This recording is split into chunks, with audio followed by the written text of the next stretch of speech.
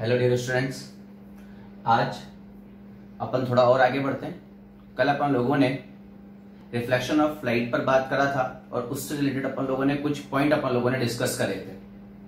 ठीक, इसी में अपन थोड़ा सा और आगे बढ़ते हैं, लेकिन थोड़ा सा एक बार रिवीजन करते हैं। कल अपन लोगों ने क्या बात करी थी? कल अपन लोगों ने ऑप्टिक्स पे बात करी थी। अपन लोगों ने बोला था कि ऑप्टिक्स एक तरीके से फिजिक्स का एक ब्रांच है जिसके थ्रू अपन लोग लाइट के बिहेवियर पे बात करते हैं, और इस लाइट के बिहेवियर पर ही अपन लोगों ने क्या करा था, ऑप्टिक्स को दो ब्रांच में, ठीक है ना, दो शाखाओं में क्या कर दिया था, बांट दिया था। जिसमें से एक था अपन लोगों के पास ज्योमेट्रिकल ऑप्टिक्स, इट मींस अगर अपन बात करें तो रे ऑप्टिक्स, या फिर अगर अपन बात करें तो किरण प्रकाशिकी, और दूसरा था अपन लोगों के पास वेव ऑप्टिक्स। कल अपन लोगों ने बात करी थी, डिटेल में अपन बात करेंगे, दोनों ब्रांच पर अपन लोग डिटेल में बात करेंगे। लेकिन जो फर्स्ट ब्रांच अपन लोगों ने यहाँ पे डिस्कस करी है, वो फर्स्ट ब्रांच अपन लोगों के पास है geometrical optics, it means ray optics, it means किरण प्रकाशिकी, जिसमें अपन लोगों ने देखा था कि यहाँ पे जो लाइट का बिहेवियर होता है अपन उसको इजीली क्या कर लेते हैं, ऑब्जर्व कर लेते हैं। आई बात में, और उसी से रिलेटेड अपन लोगों ने एक फर्स्ट टॉपिक डिस्कस करा था, reflection of light. Reflection of light में बच्चों अपन लोगों ने क्या देखा था? रिफ्लेक्शन ऑफ लाइट में अपन लोगों ने देखा था कि एक लाइट आती है, रिफ्लेक्टिंग सरफेस पर इंसिडेंट होती है, स्ट्राइक करके लौटकर वापस चली जाती है।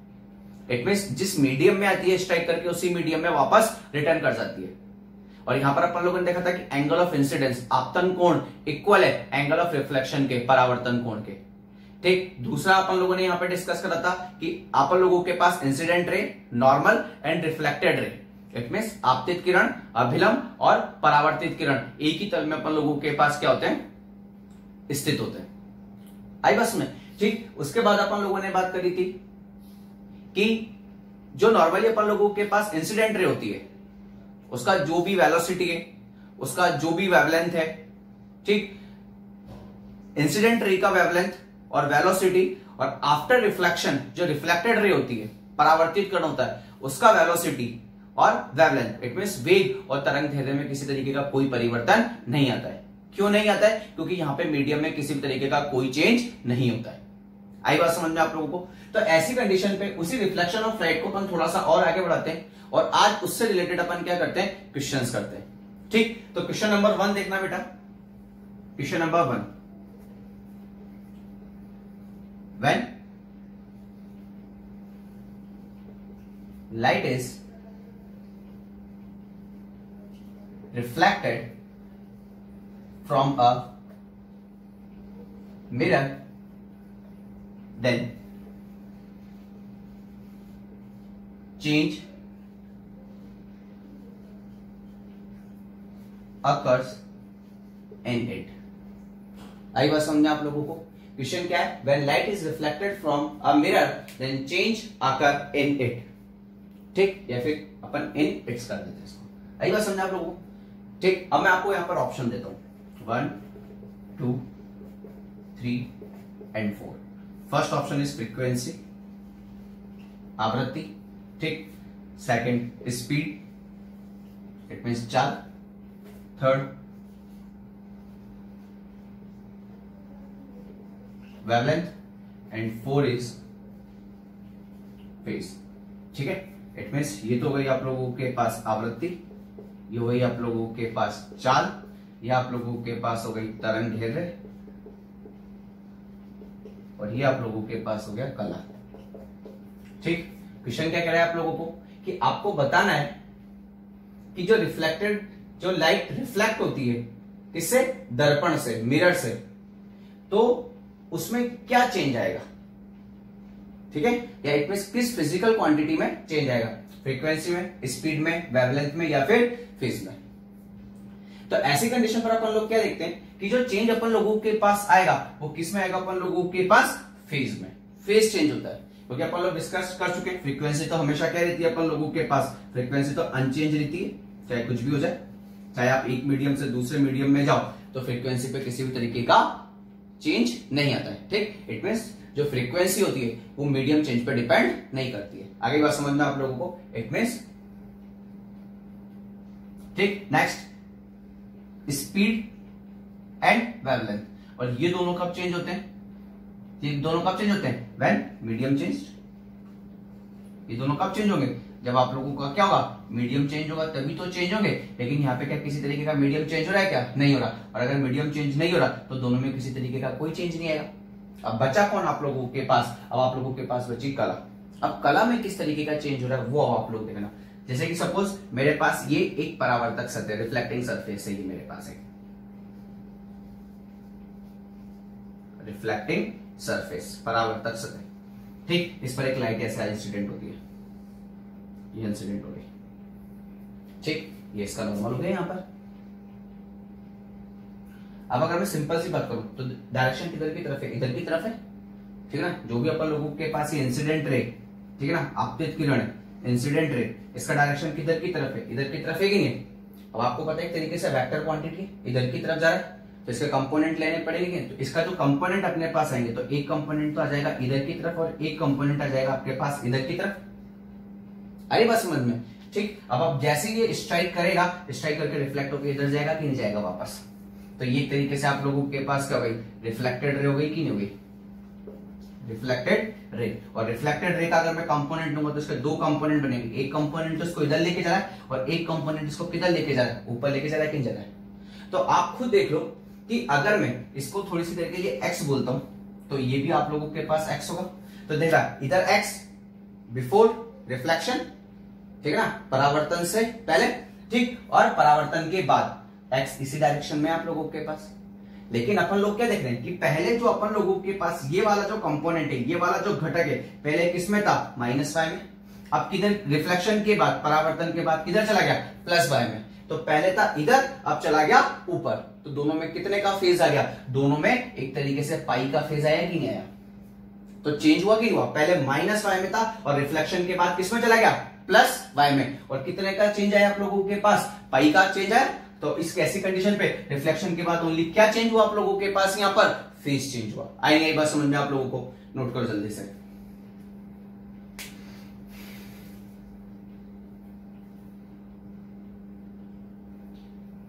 ठीक, नेक्स्ट क्वेश्चन देखते हैं अपन। अब थोड़ा इजी क्वेश्चन लेते हैं, एक और एक इजी क्वेश्चन लेते हैं अपन लोग, ठीक। Question number 2। सपोज आप लोगों के पास ये एक रिफ्लेक्टिंग सरफेस है, परावर्तक सतह, इस पर एक लाइट इस तरीके से इंसिडेंट होती है, ठीक। और आप लोगों के पास यहां पे जो एंगल बनता है, अपन मान लेते हैं कि एंगल कितना बन रहा है आप लोगों के पास? 30 डिग्री बन रहा है। तो आप लोगों को यहां पर बताना है कि आप लोगों के पास एंगल ऑफ रिफ्लेक्शन की वैल्यू कितनी होगी। मतलब ये हो गया आप लोगों के पास angle of reflection, angle of reflection मतलब परावर्तन कोण। और ये आप लोगों के पास एक तरीके से क्या हो जाएगा? एंगल ऑफ इंसिडेंस, ठीक। मतलब एक तरीके से आपतन कोण।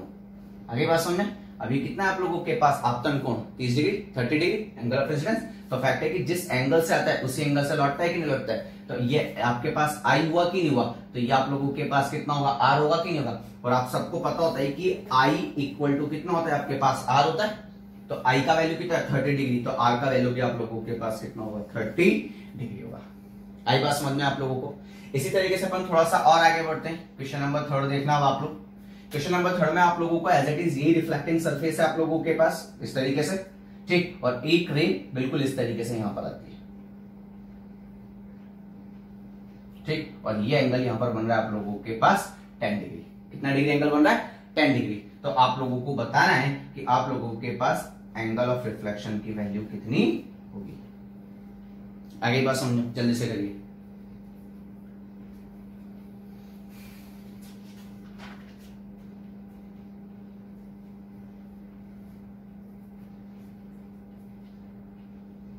ठीक। तो देखना अब आप लोग, अगर मैं सिंपल सी बात करूं तो ये नॉर्मल यहां पर बनेगा कि नहीं बनेगा? इस तरीके से, ठीक। और आप सबको पता था कि नॉर्मल कितने डिग्री का एंगल पे होता है? 90 डिग्री के एंगल पे सरफेस के साथ, सतह के साथ। तो अगर 10 डिग्री चला गया तो यहाँ पर आप लोगों के पास कितना बचेगा? 80 डिग्री बचेगा कि नहीं बचेगा? और ये 80 आप लोगों के पास क्या है? आई, ठीक। तो फैक्ट है जितने एंगल से आ रहा है उतने एंगल से रिटर्न कर जाएगा। तो कितना बन जाएगा? ये भी आप लोगों के पास 80 डिग्री होगा कि नहीं होगा?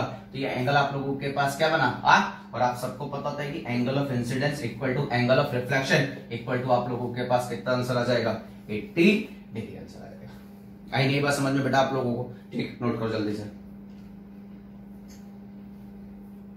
नेक्स्ट क्वेश्चन देखना, फिर उसका आंसर आप लोग मुझे खुद देंगे।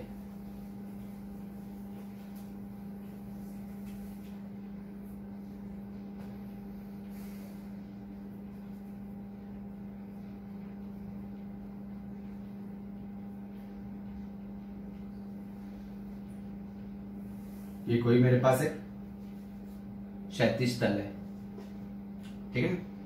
ये कोई मेरे पास एक क्षैतिज तल है, हॉरिजॉन्टल प्लेन, ठीक है। इस पर एक मिरर इस तरीके से रखा हुआ है और ये एंगल है मेरे पास थीटा, ठीक। एक रे बिल्कुल इस तरीके से आती है और स्ट्राइक करके बिल्कुल सीधे चली जाती है, ठीक। ये मेरे पास एक तरीके से हो गई,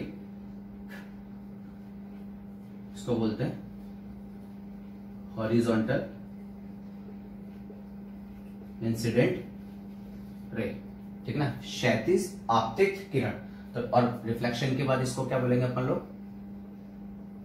वर्टिकल रिफ्लेक्टेड रे, मतलब ऊर्ध्वाधर परावर्तित किरण।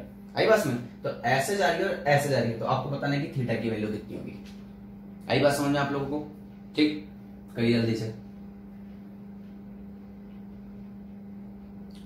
देखिए हम अपन, ठीक। तो अपने पास ये इस तरीके से सतह, इस तरीके से मिरर रखा हुआ है। तो इसका जो, अब याद करो कल मैंने आपको बताया था कि जो नॉर्मल होता है हमेशा सतह के क्या होता है? परपेंडिकुलर होता है, ठीक है ना। सरफेस के हमेशा क्या होता है? लंबवत होता है आप लोगों के पास। आई बस में, अगर सतह ऐसे रखी तो अभिलंब, नॉर्मल इधर होगा।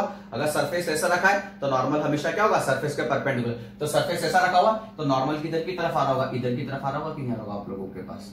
अब आप देखो ये पूरा एंगल आप लोगों के पास कितना है? ये पूरा एंगल आप लोगों के पास 90 डिग्री है कि नहीं है? तो फैक्ट है कि जितना आई होता है उतना ही आर होता है। अब ये पूरा एंगल 90 डिग्री है, तो फैक्ट है कि अगर हाफ हाफ भी डिवाइड करूंगा तो ये कितना होगा? 45। और ये भी एंगल आप लोगों के पास कितना होगा? 45 होगा कि नहीं होगा? अगर ये एंगल आपके पास 45 है तो देखो अब आप लोग जेड बन रहा है, इधर इधर और इधर। तो अगर ये 45 है तो ये एंगल भी आप लोगों के पास कितना होगा? 45। आंसर आएगा आप लोगों के पास 45 डिग्री। आई बात समझ में आप लोगों को? नोट कर जल्दी से।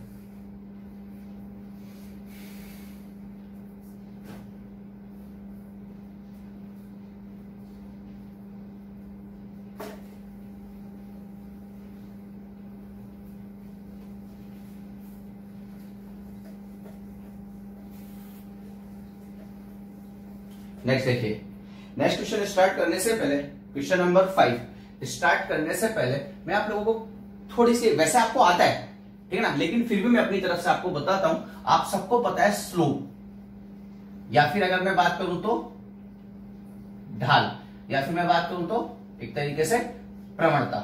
और ये आप सबको पता होता है कि किसके इक्वल होता है? tan थीटा के इक्वल होता है। अगर मेरे पास एक सिंपल ग्राफ है, एकदम स्ट्रेट ग्राफ है इस तरीके से, ये हो गया y एक्सिस, ये हो गया आप लोगों के पास s एक्सिस, और कोई भी ग्राफ ऐसा है, आई बात में, तो ऐसी कंडीशन पे याद करो जब अपन ढाल निकालते हैं तो ये एंगल थीटा लेते हैं कि नहीं लेते हैं?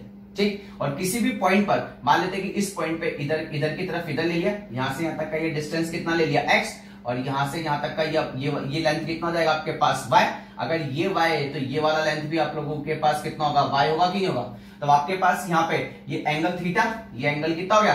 90 डिग्री। तो ये बेस हो गया कि नहीं हो गया? आधार। ये लंब हो गया कि नहीं हो गया? तब आपके पास आधार है और लंब है, तो ऐसी कंडीशन पे आप उसको किससे कैलकुलेट करते हो? tan थीटा से कैलकुलेट करते हो कि नहीं करते? और इस tan थीटा को मैं क्या लिख सकता हूँ? y अपॉन में x लिख सकता हूँ कि नहीं लिख सकता हूँ? और ये tan थीटा ही आप लोगों के पास किसके इक्वल होता है? स्लोप के इक्वल होता है कि नहीं होता है? या फिर अगर मैं सिंपल से बात करूं तो किसके इक्वल होता है? ढाल के इक्वल होता है कि नहीं होता है? तो जब भी आप अपन स्लोप की tan थीटा की बात करेंगे तो फैक्ट है कि अपन वहां पे कहीं ना कहीं ग्राफ के थ्रू क्या कैलकुलेट करने की कोशिश करेंगे? स्लोप कैलकुलेट करने की कोशिश करेंगे, ठीक है ना। तो ऐसे कंडीशन पे ये तो सिंपल है कि स्ट्रेट लाइन हो, लेकिन अगर सपोज ग्राफ इर्रेगुलर शेप का हो, कुछ इस तरीके से ग्राफ हो, ठीक, तो मेरे को अगर यहां पे कैलकुलेट करना है, ठीक, तो मैं क्या करूंगा? एक परपेंडिकुलर इधर से इधर डालूंगा और एक परपेंडिकुलर में इधर से इधर डालूंगा। तो ये लेंथ मेरे पास यहां से यहां तक का कितना जाएगा? dx, small change. तो यहां से यहां तक का ये लेंथ मेरे पास एक तरीके से कितना जाएगा? ये मेरे पास dy हो जाएगा कि नहीं जाएगा? और यहाँ पे ये जो एंगल बनेगा, ठीक, अब मैं क्या करूंगा? बिल्कुल इरेगुलर शेप है तो मैं यहाँ पर एक टेंजेंट ड्रॉ कर दूंगा कि नहीं कर दूंगा? इस तरीके से स्पर्श रेखा ड्रॉ करूंगा कि नहीं करूंगा? और ये एंगल कितना बनेगा? थीटा बनेगा कि नहीं बनेगा? तो ऐसी कंडीशन पर अगर मैं इस जगह पर स्लोप निकालूंगा तो ये मेरे पास कितना जाएगा, tan theta equal to dy upon में dx, और ये मेरे पास एक तरीके से क्या जाएगा, स्लोप हो जाएगा, या फिर एक तरीके से मेरे पास क्या जाएगी, ढाल हो जाएगी। तो कैसा भी इर्रेगुलर शेप हो, मुझे अगर वहां पे क्या निकालनी है, एक तरीके से उसकी ढाल निकालनी है, उसका स्लोप निकालना है, तो मेरे पास किसी भी तरीके से हो, किसी भी तरीके का शेप हो, जैसे देखना हो आप लोग, ठीक, जैसे कि अगर आप देखना हो आप लोग, अगर सपोज मेरे पास इस तरीके का कोई भी एक शेप है, मान लेते हैं कि मेरे पास ऐसा कोई भी एक शेप दे रखा है, ठीक, ये मेरे पास एक्स एक्सिस है, ये वाई एक्सिस है। अगर मेरे को कोई बोले कि इस पॉइंट पे निकालो आप तो स्लोप, तो मैं क्या करूंगा, यहां से एक स्पर्शरेखा, एक टेंजेंट ड्रॉ करूंगा इस तरीके से, और इस टेंजेंट को क्या करूंगा, मैं पीछे की तरफ बढ़ाता जाऊंगा इस तरीके से बढ़ा दूंगा, और जहां पर भी ये एस एक्सिस पे कट कर देगा वहीं पर इसको क्या कर लूंगा, थीटा ले लूंगा कि नहीं ले लूंगा। अब मैं यहां पे एक स्मॉल चेंज ले लूंगा, इस पॉइंट के थोड़ा सा पहले और इस पॉइंट के थोड़ा सा बाद, तो ये तो हो जाएगा dx, और एज इट इज इस पॉइंट को यहां पे बढ़ा दूंगा, इस पॉइंट को यहां पे बढ़ा दूंगा, तो ये कितना हो जाएगा, dy, ये एंगल हो गया थीटा। अब आप देखो, अगर मैं सिंपल सी बात करूं तो इस पॉइंट के रेस्पेक्ट में अगर मैं बात करूं तो ये dx हो जाएगा, और ये वाली लेंथ कितनी जाएगी, dy, तो tan थीटा इक्वल टू मेरे पास कितना जाएगा, dy अपॉन में dx आ जाएगा कि नहीं आ जाएगा। तो अपन इजीली बिना किसी टेंशन के स्लोप या फिर अपन क्या ज्ञात कर सकते हैं, ढाल ज्ञात कर सकते हैं। आपको कुछ भी नहीं करना है, जिस पॉइंट पर आपको बात करनी है वहां से आपको एक टेंजेंट, एक स्पर्श रेखा खींच के और इस तरीके से खींचनी कि वो कहां पे जाके काटे, एस एक्सिस पे कट कर दे, और जहां पे कट कर देंगे वहीं पर अपन एंगल उसको क्या कर लेंगे, थीटा कंसीडर कर लेंगे, और वही dy अपॉन dx करके फटाफट से अपन क्या कैलकुलेट कर लेंगे, वहां पे स्लोप कैलकुलेट कर लेंगे। पहले तो बात समझ में कि नहीं, ये मैं क्यों बता रहा हूं, क्योंकि अगले क्वेश्चन में अपने काम आने वाला है। आई बात समझ में, ठीक। नेक्स्ट देखो आप लोग क्वेश्चन नंबर 5,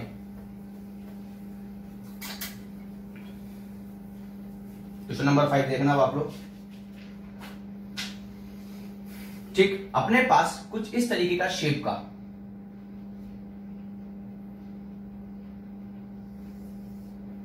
ठीक एक रिफ्लेक्टिंग मिरर, रिफ्लेक्टिंग सरफेस है, ये इस तरीके से, ठीक, और ये एक्स एक्सिस यहां से पास हुई है, और ये यहां से वाई ऊपर की तरफ वाई एक्सिस, ठीक, ये एस एक्सिस हो गई, ये वाई एक्सिस, और ये एक तरीके से पैराबोला बन रहा है कि नहीं बन रहा है, परवलय बन रहा है कि नहीं बन रहा है, और इसका इक्वेशन अपन लोगों ने मान लिया y square equal to a x के इक्वल कंसिडर कर लिया अपन लोगों ने, ठीक है ना, y square equal to a x के अपन लोगों ने इसको कंसिडर कर लिया। आगे बात समझ में आप लोगों को, ठीक। तो ऐसी कंडीशन पर अपन लोग क्या देखते हैं, एक सेकंड में चेक कर लेता हूं,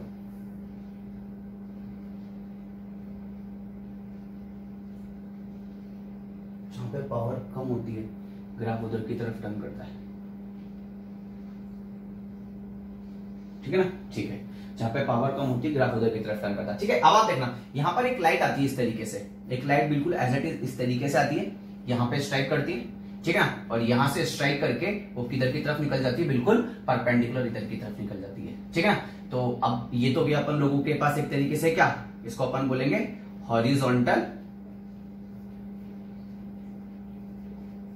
इंसिडेंट रे, ठीक, और ये मेरे पास एक तरीके से हो गया वर्टिकल रिफ्लेक्टेड रे। मैं यहां पे थोड़ी सी देर को ए को इक्वल टू 1 कर देता हूं ताकि एकदम इजी इक्वेशन हो जाए मेरे लिए, ठीक है। तो ऐसी कंडीशन पे ये तो मेरे पास एक तरीके से क्या हो गई, क्षैतिज आपतित किरण हो गई, और परावर्तन के पश्चात ये ऊर्ध्वाधर ऊपर की तरफ निकल गई। तो आपको पता करना है कि ये पॉइंट जहां पे लाइट इंसिडेंट हुई और यहां से रिफ्लेक्ट हुई, आपको इसके कोऑर्डिनेट मतलब इसके आप लोगों को एक्स वाई कोऑर्डिनेट आप लोगों को क्या करने, याद करने कि यहां पर एक्स वाई का जो वैल्यू होगा, जो आप लोगों के पास एक्स वाई का मान होगा, आप लोगों के पास वो वैल्यू आप लोगों के पास कितना होगा। आ रही बात समझ में आप लोगों को, ठीक। लाइट ऐसे आई और ऐसे गई, फटाफट से 1 मिनट आप लोगों के पास सोचिए इसको जल्दी से।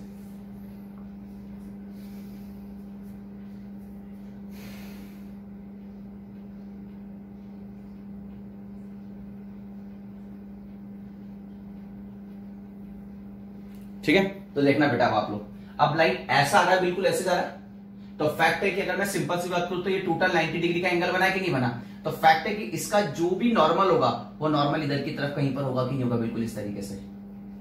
और मुझे इस पॉइंट पर बात करनी है, तो इस पॉइंट पर अगर मुझे बात करनी तो मैं यहां पर एक टेंजेंट ड्रॉ कर दूं, और इस टेंजेंट को किधर की तरफ बढ़ा दूं, पीछे की तरफ बढ़ा दूं कि नहीं बढ़ा दूं। तो अगर मैं सिंपल से इस टेंजेंट को अगर मैं पीछे की तरफ यहां पे बढ़ा रहा हूं इस तरीके से, ठीक, टेंजेंट को, तो ये एंगल थीटा बनेगा कि नहीं बनेगा। अब आप देखो ये वाली लाइन बिल्कुल ऐसे जा रही है, ये वाली लाइन बिल्कुल ऐसे जा रही है और ये इधर है बिल्कुल ऐसे। तो अगर मैं सिंपल सी बात करूं तो इस टेंजेंट के, इस स्पर्श रेखा के बिल्कुल परपेंडिकुलर है अपन लोगों का नॉर्मल, और ये एंगल आप लोगों के पास 90 है, तो ये कितना होगा 45, तो ये एंगल भी आप लोगों के पास कितना होगा 45 डिग्री होगा कि नहीं होगा। और ये एंगल अगर आप लोगों के पास 45 डिग्री है तो फैक्ट है कि ये एंगल भी आप लोगों के पास एक तरीके से कितना होगा 45 होगा कि नहीं होगा। तो ऐसी कंडीशन पे जो आप लोगों के पास स्लोप इक्वल टू कितना होता है आप लोगों के पास tan थीटा होता है कि नहीं होता है, और यहाँ पे थीटा की वैल्यू आप लोगों के पास कितनी है 45 डिग्री, तो स्लोप तो ये कितना जाएगा tan 45 डिग्री इक्वल टू आप लोगों के पास 1 होगा कि नहीं होगा। और स्लोप अभी अपन लोग डिस्कस करके आए किसके इक्वल होता है, dy अपॉन में dx के इक्वल होता है, मतलब dy अपॉन में dx इक्वल टू आप लोगों के पास एक तरीके से कितना हो गया 1 हो गया कि नहीं हो गया। आगे बात में अब आपको ध्यान से देखना है, तो dy अपॉन dx की वैल्यू है। अब आपको क्या दे रखा है, आप लोगों को दे रखा है इक्वेशन ऑफ पैराबोला, और वो कितना दे रखा है, मतलब परवलय का समीकरण कितना दे रखा है y square equal to ax दे रखा है कि नहीं दे रखा है। और a अभी अपन ने थोड़ी सी देर के लिए 1 कंसीडर कर लिया, तो आप लोगों के पास ये वैल्यू एक तरीके से कितना जाएगा, आप लोगों के पास x बचेगा कि नहीं बचेगा यहाँ पे। तो ऐसी कंडीशन पे अगर मैं इसको डिफरेंशिएट करूं, इसका अवकलन करूं, तो ये कितना जाएगा 2y dy upon dx, x के रेस्पेक्ट में कर दिया अपन लोगों ने, ठीक है ना। तो 2y dy अपॉन में dx इक्वल टू 1 हो जाएगा कि नहीं हो जाएगा। तो यहां से आप लोगों के पास dy अपॉन में dx इक्वल टू 1 अपॉन में 2y हो जाएगा कि नहीं हो जाएगा। और dy अपॉन में dx की वैल्यू कितनी आप लोगों के पास 1, तो 1 इक्वल टू जाएगा 1 अपॉन में 2y, y ऊपर जाएगा तो आप लोगों के पास y की वैल्यू कितनी आ जाएगी 1/2।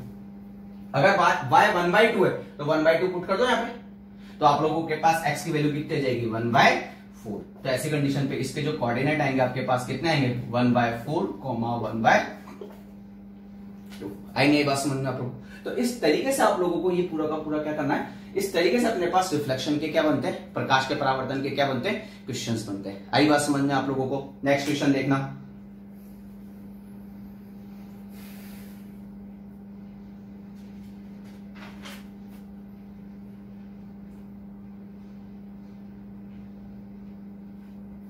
ठीक। नेक्स्ट क्वेश्चन,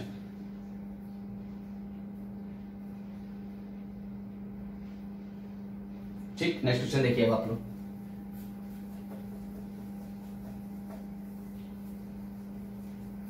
अब नेक्स्ट क्वेश्चन जो है वो आप लोगों को करना है खुद, ठीक, और सॉल्व करके उसका आंसर मुझे कमेंट बॉक्स में देना है आप लोगों को। आई बात समझ में आप लोगों को बेटा, ठीक। क्वेश्चन देखना अब आप लोग, इस तरीके से ये एस एक्सिस हो गई, ठीक, और ये आपके पास वाई एक्सिस हो गई, ठीक, और एज इट इज ये इस तरीके से एक सरफेस है आप लोगों के पास, रिफ्लेक्टिंग सरफेस।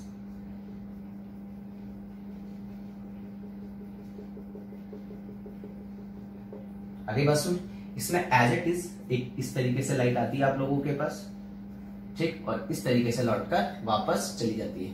आई बात समझ में आप लोगों के पास। ये आप लोगों के पास हो गई हॉरिजॉन्टल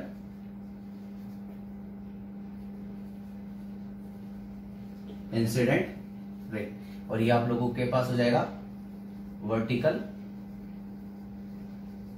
रिफ्लेक्टेड रे।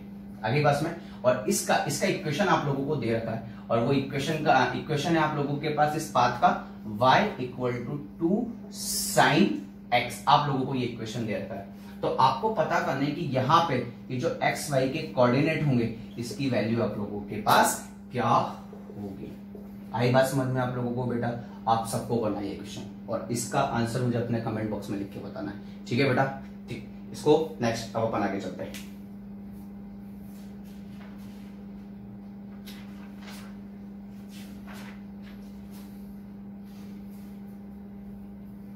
ठीक, नेक्स्ट चलते हैं अपन आगे। इसी से रिलेटेड अपन थोड़ा सा और आगे बढ़ते हैं, ठीक। इसमें अपन लोग बात करते हैं next deviation of ray by plane mirror. मतलब अपन एक तरीके से क्या करेंगे, डेविएशन का मतलब आप लोगों के पास होता है विचलन। आई बात सुनने, डेविएशन का मतलब आप लोगों के पास एक तरीके से क्या होता है, विचलन। मतलब और रे का मतलब आप सबको पता है सही क्या होता है, किरण। तो अब अपन क्या करेंगे, समतल दर्पण से किरण के विचलन पे क्या करेंगे, बात करेंगे। जैसे कि सपोज मेरे पास इस तरीके से एक रिफ्लेक्टिंग सरफेस रखी हुई है, ठीक, परावर्तक सतह रखी हुई है, एक दर्पण रखा हुआ, ठीक, एक लाइट एज इट इज इस तरीके से आती है आप लोगों के पास और ये स्ट्राइक करती है, ठीक। ये आप लोगों के पास एक तरीके से क्या हो गई, इंसिडेंट रे, आपतित किरण हो गई कि नहीं हो गई, ठीक। और ये आप लोगों के पास एक तरीके से क्या हो गया, नॉर्मल हो गया कि नहीं हो गया आप लोगों के पास। और ये अपन लोगों ने कंसीडर कर लिया कि एंगल आप लोगों के पास कितना है, आई। अब मुझे क्या करना है, एंगल ऑफ डेविएशन, मतलब एक तरीके से डेविएशन कैलकुलेट करना है, आई बस में विचलन करना है कि कितना जो ये जो किरण है, ये जो रे है, ये कितना विचलित हुई आप लोगों के पास, इसका डेविएशन कितना हुआ। तो अब आप बहुत ध्यान से देखना कि अगर सपोज ये मिरर नहीं होता, ये मिरर नहीं होता, तो फैक्ट है कि जो आप लोगों के पास ये इंसिडेंट रे, ये बिना किसी टेंशन के आगे की तरफ मूव करके जाती कि नहीं जाती, इसका पाथ ये होता बिल्कुल, क्योंकि मीडियम तो चेंज हो नहीं रहा। मीडियम चेंज रहता है, ये जो रे एकदम स्ट्रेट पाथ में मूव करेगी कि नहीं करेगी। लेकिन जैसे अपन लोगों ने मिरर लगाया तो जो रे ऐसा ही रिफ्लेक्ट होके किधर की तरफ चलेगी, इधर की तरफ चलेगी। और इसी को आप लोग एक तरीके से क्या बोलते हैं, रिफ्लेक्टेड रे बोलते हैं कि नहीं बोलते हैं, आई बस में। तो रे को जाना इधर था, लेकिन मिरर की वजह से किधर चली गई, इधर। तो अगर मैं सिंपल सी बात करूं तो जो डेविएशन हुआ, ये डेविएशन हुआ कि नहीं हुआ, ये विचलन हुआ कि नहीं हुआ। और यही आप लोगों के पास एक तरीके से क्या होता है, डेविएशन होता है, जिसको अपन लोग एक तरीके से क्या बोलते हैं, एंगल ऑफ डेविएशन,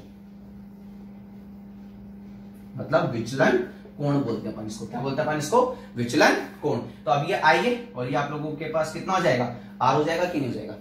तो ऐसी कंडीशन पे अब मुझे डेल्टा की वैल्यू कैलकुलेट करनी है। तो देखना अब आप लोग, ये स्ट्रेट लाइन ना, स्ट्रेट लाइन, तो ये जो टोटल एंगल यहां पर बनेगा, ये टोटल एंगल कितना बनेगा, 180 बनेगा कि नहीं बनेगा। तो ऐसी कंडीशन पे आप लोगों के पास अभी कितना हो गया, 180 इक्वल टू कितना हो जाएगा, i plus r plus delta. और आप सबको पता होता है कि angle of incidence equal to angle of, ठीक है ना, तो दोनों बराबर होते हैं। तो मैं इसको ऐसे तो लिख सकता हूं, आई प्लस डेल्टा। तो मेरे पास एक तरीके से डेल्टा की वैल्यू कितनी आ जाएगी, आ जाएगी मेरे पास 180 माइनस का 2 है, आई बस में। तो इस तरीके से मैं इजीली यहां पे क्या कर सकता हूं, एंगल ऑफ डेविएशन क्या कर सकता हूं, विचलन कोण का मान ज्ञात कर सकता हूं। लेकिन अब आप बहुत देखना, ऐसे जाना था और ऐसे गई, मतलब एक तरीके से जो डेविएशन हो वो एंटी क्लॉकवाइज हुआ। क्या हुआ आप लोगों के पास, एंटी क्लॉकवाइज, मतलब वामाव्रत। तो यहां पे साथ में मैं ब्रैकेट में लिखूंगा एंटी क्लॉकवाइज, इट मींस वामाव्रत। आई नहीं आप लोगों को बात समझ में, ठीक, जल्दी से देखो, ये अपने पास नॉर्मल हो गया, आगे बस में, ठीक। अब अपन इससे रिलेटेड क्वेश्चंस करते हैं, तो ठीक है, चलो।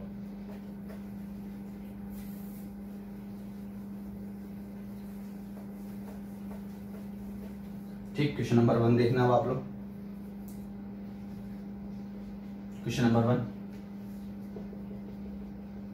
ये अपने पास सरफेस और इस तरीके से एक लाइट आई, इस तरीके से, और ये एंगल आप लोगों के पास है सपोज 20 डिग्री। तो आपको कैलकुलेट करना है एंगल ऑफ डेविएशन कितना होगा। आगे बात समझ में आप लोगों को, ठीक। अब आप नेक्स्ट, मैं एक साथ सारे क्वेश्चंस लिख देता हूं पहले, फिर अपन एक एक पर डिस्कस करेंगे, ठीक। नेक्स्ट क्वेश्चन देखना, एक बिल्कुल इस तरीके का एक मिरर है अपन लोगों के पास,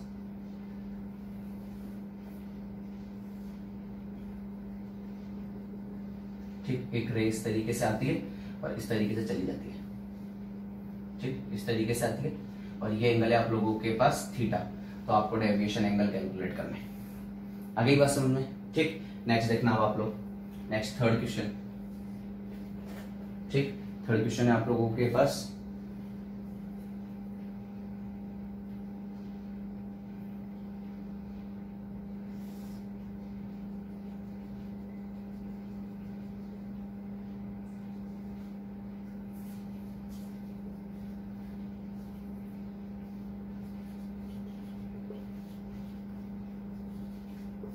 हॉरिजॉन्टल प्लेन, क्षैतिज तल है ये, ठीक। ये एक मिरर है अपने पास और एक लाइट इस तरीके से इस पर इंसिडेंट होती है और इस तरीके से इंसिडेंट होकर इधर वापस लौट जाती है, आई बस में। तो ये तो गया आप लोगों के पास आपतित किरण, इंसिडेंट रे, और ये हो गया आप लोगों के पास रिफ्लेक्टेड रे, परावर्तित किरण।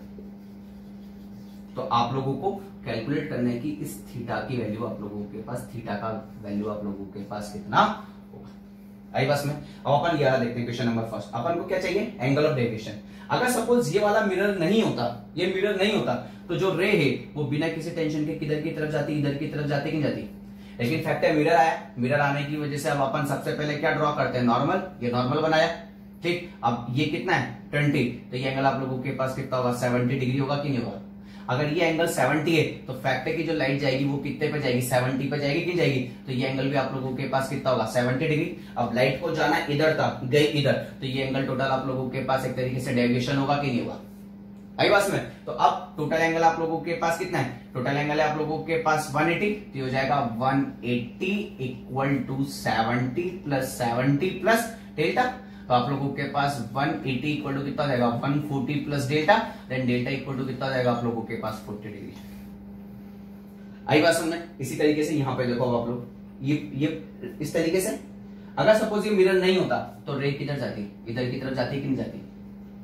ठीक। अब नॉर्मली इधर से स्ट्राइक करके इधर चली गई, तो अगर मैं इधर देखना एक चीज, ये अगर मैं साथ में क्या लिखूंगा यहां पर? एंटी क्लॉकवाइज, एंटी क्लॉकवाइज वामावर्त। अब इधर देखो, इधर जाना था लेकिन इधर गई, इधर, तो ऐसी कंडीशन पे इधर करके और इधर एरो का निशान लगा दो, तो एक तरीके से ये क्या हो जाएगा आप लोगों के पास? क्लॉकवाइज हो गया कि नहीं हो गया? दक्षिणावर्त, ठीक। और ये आप लोगों के पास डेविएशन हो जाएगा। अब आप बहुत ध्यान से देखना, अगर मैं ये ऐसा रखा हुआ है तो इसका नॉर्मल इधर होगा कि नहीं होगा? इस तरीके से, तो इसका जो नॉर्मल आएगा वो इधर की तरफ आएगा कि नहीं आएगा? और वो एंगल कितना बनेगा? 90 माइनस थीटा। तो ये एंगल भी आप लोगों के पास कितना बनेगा? 90 माइनस थीटा। तो ये एंगल आप लोगों के पास कितना होगा? थीटा।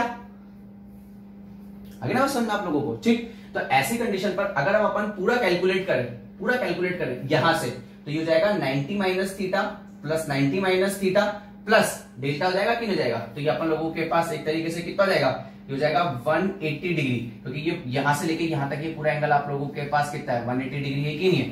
तो 180 डिग्री इक्वल टू कितना जाएगा? 90 minus theta plus 90 minus theta, ठीक है ना, प्लस डेल्टा हो जाएगा कि नहीं जाएगा? तो 90 कितना हो गया? 180 इधर आके कितना जाएगा? 0, और माइनस का 2 थीटा इधर आके, तो डेल्टा इक्वल टू आप लोगों के पास कितना आंसर आ जाएगा? 2 थीटा आएगा कि नहीं आएगा? अब आप खुद देख लो ना, अगर ये थीटा है ना, तो ये वाला जो एंगल बनेगा ना, सिंपल अगर अपन देखें ये भी थीटा बनेगा, तो यहां से यहां तक, तो ये थीटा, तो आपके पास डायरेक्ट आंसर भी कितना आ सकता है? 2 थीटा। जैसा मर्जी पड़े वैसे करो, काहे की टेंशन है अपन लोगों को, ठीक। अब आप देखिए इधर ये ऐसा रखा हुआ है ना, इस तरीके से ऐसा रखा हुआ है, ठीक। तो ऐसी कंडीशन पर अगर मैं बात करूंगा तो इसका जो नॉर्मल होगा वो इधर की तरफ होगा कि नहीं होगा? अब आप देखो, इंसिडेंट रे और रिफ्लेक्टेड रे के बीच में एंगल 90 डिग्री है, 90 है तो ये एंगल कितना होगा? 45 डिग्री, तो ये एंगल भी कितना होगा? 45 डिग्री होगा कि नहीं होगा? अब अगर सपोज ये एंगल 45 है तो ये वाला एंगल भी आप लोगों के पास कितना होगा? ये एंगल भी तो 45 होगा कि नहीं होगा? अब ये तो हो गया 90, ये हो गया 45, तो आप लोगों के पास थीटा भी आप लोगों के पास कितना जाएगा? 45 डिग्री आ जाएगा। आई नहीं बात समझ में आप लोगों को? तो इस तरीके से अपन लोग, या फिर अगर इसको ऐसा देख लो, इसको 45 मत मानो, ये 45 ये 45, तो फैक्ट है ये वाला एंगल भी आप लोगों के पास कितना होगा? 45, ये एंगल 45 होगा कि नहीं होगा? तो देखो ये वाली लाइन और ये वाली लाइन एक दूसरे के पैरेलल समांतर है कि नहीं? तो अगर ये 45 है तो इसको भी कितना होना पड़ेगा आप लोगों के पास? 45 डिग्री होना पड़ेगा कि नहीं होना पड़ेगा? तो इस तरीके से डेविएशन से रिलेटेड अपने पास कुछ क्वेश्चंस क्या आते हैं, आ जाते हैं कभी कभार, जो अपन लोगों को पता होने चाहिए। आ गई बात समझ में आप लोगों को? नेक्स्ट देखिए,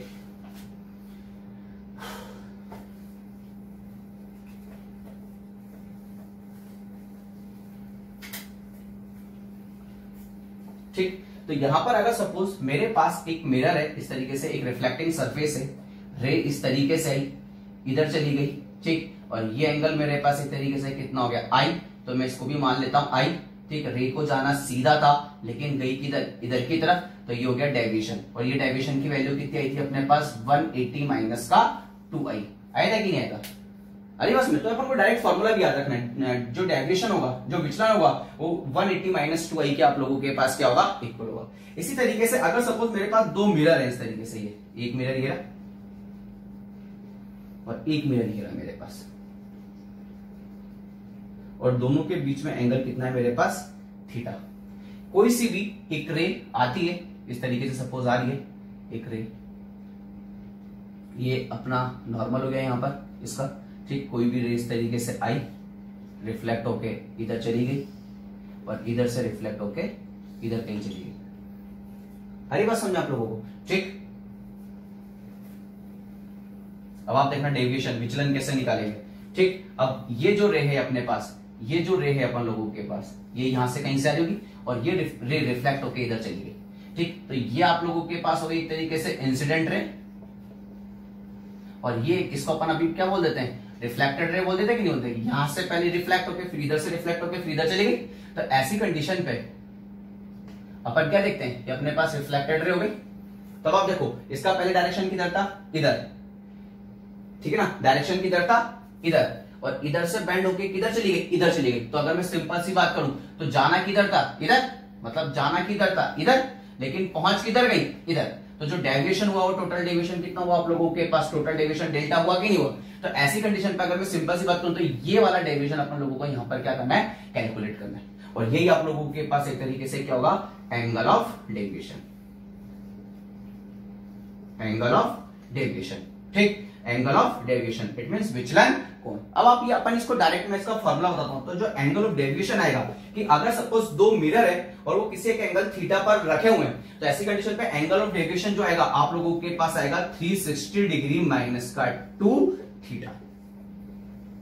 इट मींस अगर आपको दोनों मिरर के बीच का एंगल पता है थीटा, तो एज इट इज बिना किसी टेंशन के आप लोग वहां पर एंगल ऑफ डेविएशन या फिर विचलन कोण का मान क्या कर सकते हैं, ज्ञात कर सकते हैं। इसका मतलब ये हुआ कि जो यहाँ पे डेविएशन है वो डिपेंड करेगा दोनों मिरर कितने एंगल पर एक दूसरे के साथ इंक्लाइंड है, मतलब एक दूसरे के साथ कितने एंगल पर झुके हुए हैं, वो एंगल पर डिपेंड करेगा। ना तो आपतन कोण पर डिपेंड करेगा, it means angle of incidence पर डिपेंड भी नहीं करेगा, और ना ही एंगल ऑफ रिफ्लेक्शन पर, इट मींस परावर्तन कोण पर भी निर्भर नहीं करेगा। पहले तो बात समझ में आई आप लोगों को। अब मन में क्वेश्चन आता है सर ये कैसे लिखा आप लोग आपने, तो देखना बेटा बहुत इजी है, ज्यादा अपन लोगों को टेंशन नहीं लेना है। अब आप देखना इसको मैं यहीं का यहीं एक्सप्लेन करता हूं जल्दी से।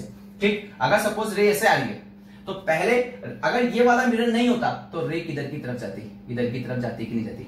लेकिन रे इधर ना जाके, रे इधर ना जाके किधर की तरफ टर्न हो गई, इधर की तरफ टर्न हो गई। तो डेविएशन कितना हुआ, डेविएशन इतना हुआ कि नहीं हुआ ये, और ये डेविएशन कितना हुआ, डेल्टा 1। बहुत ध्यान से सुनना।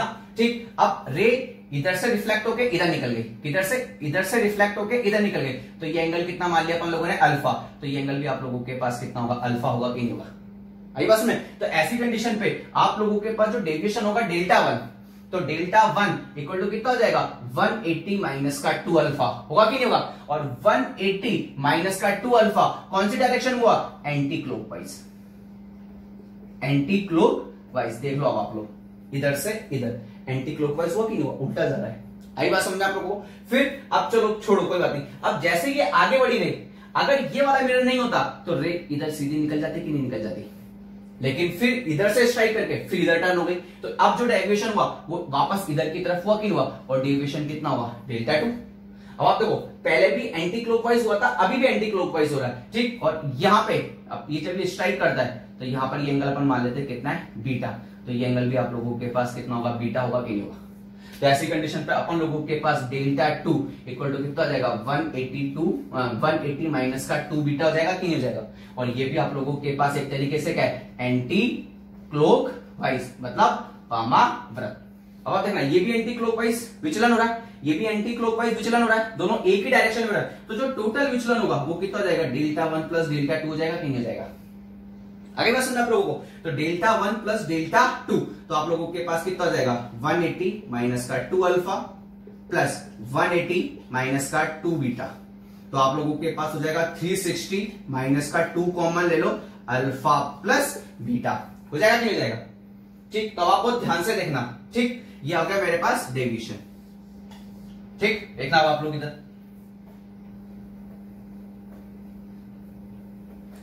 देखो आप लोग। ठीक, अब आप देखना अगर ये एंगल बीटा है, अब देखो ये सरफेस, ये सतह और ये नॉर्मल, अब बीटा एंगल है तो ये एंगल कितना हो जाएगा, 90 माइनस बीटा होगा कि नहीं होगा। अगर ये 90 माइनस बीटा तो ये वाला एंगल कितना बनेगा, 90 माइनस अल्फा बनेगा कि नहीं बनेगा। तो ऐसी कंडीशन पे ये ट्रायंगल बना कि नहीं बना, ये पूरा। और ट्रायंगल का जो ट्रायंगल देखो ये वाला इस पॉइंट और इस पॉइंट के बीच में ट्रायंगल बना कि नहीं बना, पूरा का पूरा ये ट्रायंगल बन गया। ठीक, और अगर ये जो ट्रायंगल है तो ऐसी कंडीशन पे तो 180 डिग्री इक्वल टू कितना जाएगा आपके पास, theta plus 90 minus alpha plus 90 minus beta.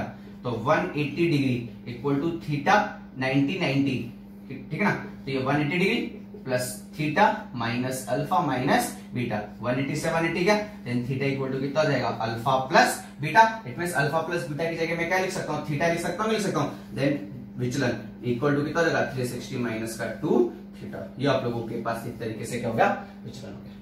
आई नहीं आई बात समझ में आप लोगों को? तो इस तरीके से अगर कि दो रिफ्लेक्टिंग सरफेस, दो परावर्तक सतह अगर किसी कोण पर रखी हुई है तो बिना किसी टेंशन के अपन को फॉर्मूला लगाना 360 माइनस का 2 थीटा। आई बस में आज के लिए यही तक ही।